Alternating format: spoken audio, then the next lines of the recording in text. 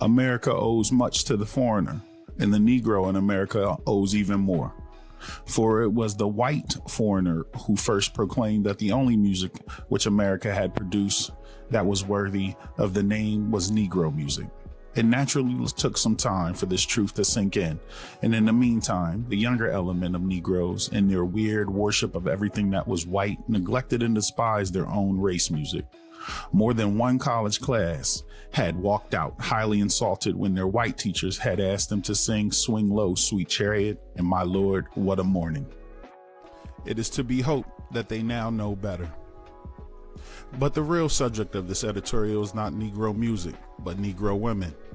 If any foreigner should come here from Europe, Asia, or Africa and be privileged to pass in review the various kinds of women who live in our America, he would pick out as the superior of them all the Negro woman. It seems a great pity that it should be left to the foreigner to discover the Negro American woman, for her own mankind have been seeing her for centuries, and yet outside of her of the vague rhetoric brethren in church and lodge when they want her to turn their functions into financial successes, and outside of Paul Dunbar and perhaps two other poets, no proper amount of aesthetic appreciation of her has been forthcoming and from their side. Consider the facts of the case. The white women of America are charming to look at in the upper social classes, but even the Negro laundress, cook, or elevator girl far surpasses her mistress in the matter of feminine charms. No white woman has a color as beautiful as the dark browns, light browns, peach browns, or gold and bronze of the Negro girl. There are some of the things which make a walk through any Negro section of New York or Washington such a feast to delight. Then there is the matter of form. The bodies and limbs of our Negro women are, on the whole, better built and better shaped than those of any other women on earth, except perhaps the Egyptian women's. And their gait and movement would require an artist to properly describe. The grace of their carriage is inimitable. But their most striking characteristic is a feature which even the crude mind of mere men can appreciate. It is, to quote Ganja Din, the way in which they carry their clothes.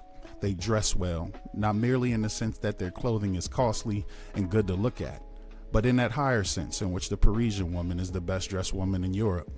From shoes and stockings to the shirt waist and hats, they choose their clothes with fine taste and show them off to the best of advantage when they put them on.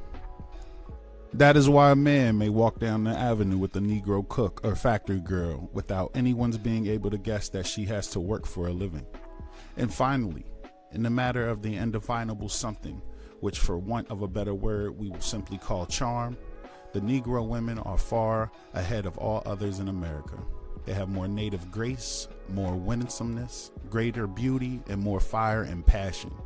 These facts have already begun to attract attention here and elsewhere, and eventually the Negro woman will come into her own.